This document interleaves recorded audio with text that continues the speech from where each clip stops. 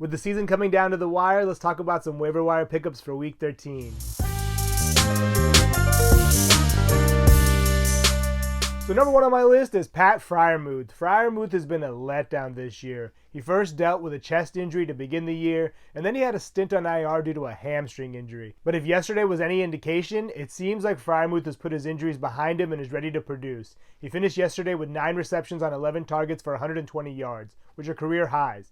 And I think with Matt Canada out of the picture, and new OC Eddie Faulkner in the mix now, there may be some path to consistent value for Freiermuth. Yesterday, we saw the Steelers kind of go back to how they utilized Freiermuth during his first 2 years. He caught a ton of passes over the middle, he was running a bunch of seam routes, and Pickett was looking for him underneath. If Pickett can do that and limit his mistakes, then I think Freiermuth has a chance at a strong finish. I wouldn't blame you if you were somewhat skeptical about picking him up. I mean, he only had 9 receptions for 60 yards and 2 touchdowns on the season coming into yesterday. But he is playing well over half of the snaps, and he's clearly being targeted when he's on the field. And this week he gets Arizona, who breathed life back into Tyler Higbee with a 5-catch, 29-yard, 2-touchdown performance. And even after this week, he has a pretty soft schedule. The Steelers have New England, Indy, Cincinnati, and then Seattle. If the Steelers continue to do what they did yesterday, then I think Freiermuth is pretty much a must start from here on out if you can grab him. He's averaging around 5.5 targets per game over his first 2 seasons, and I think he'll settle in right around there as he continues to get his feet underneath him from his injuries. Next up, I want to talk about a couple of pass catchers in New Orleans. Chris Olave left the game yesterday with a concussion,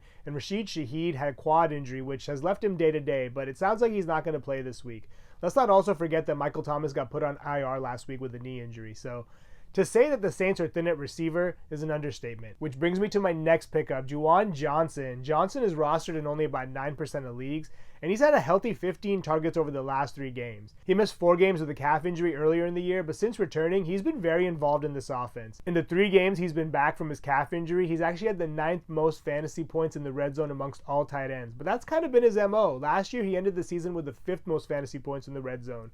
And that's ahead of guys like Mark Andrews and Dalton Schultz. I know Taysom Hill gets a lot of attention because of his gadget role in this offense, but the reality is Juwan Johnson is the true tight end 1 on this team. He runs a route about 70+% of the time. So when he's on the field, he's not blocking and he's going out for passes. So between his red zone role and how thin the Saints are at receiver, I think Johnson is definitely streamable this week against Detroit, who have looked really vulnerable the last 2 weeks against Chicago and Green Bay. And if Olave and Shaheed miss more than just this week, then Johnson should maintain some type of value. Moving to the other pass catcher in New Orleans I want to talk about, A.T. Perry. I mentioned A.T. Perry last week too, but I think this week he is definitely a pickup given the state of the New Orleans receiving core.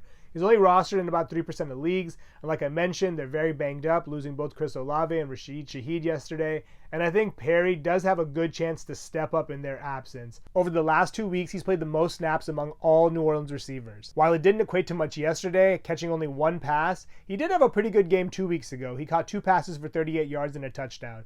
And given his build at 6'5", 205, I think he's going to be a red zone option for Derek Carr. So if you're looking for a low-end WR3 with some upside, I think Perry is someone to consider. Like I mentioned, they get the Detroit Lions this week, who have looked very vulnerable the last couple of weeks. Last on my list is Greg Dortch. Dortch has 17 targets over the last 2 weeks, and it looks like Kyler Murray has had a very good effect on his game. He has 103 yards and a touchdown over this 2-game span, and I think his role in the offense should grow at least for the next week if Michael Wilson is out. Wilson missed another game yesterday with a shoulder injury, and I think with the Cardinals having a bye in week 14, they may just hold him out next week, and that would allow Dortch to have value again. Over the last 2 weeks, he's played more than 75% of the snaps, and this week he gets the Pittsburgh Steelers, who allowed the 9th most passing yards per game. They have been better in the last few weeks, but they're still vulnerable through the air. Dortch is only rostered in about 2% of leagues, and with the Cardinals set to be in negative game scripts for the rest of the year, I think he's worth adding in deep PPR leagues as a WR3. Those are my waiver wire pickups for week 13. Thank you so much for watching. Please subscribe and let me know your thoughts on who you think we should pick up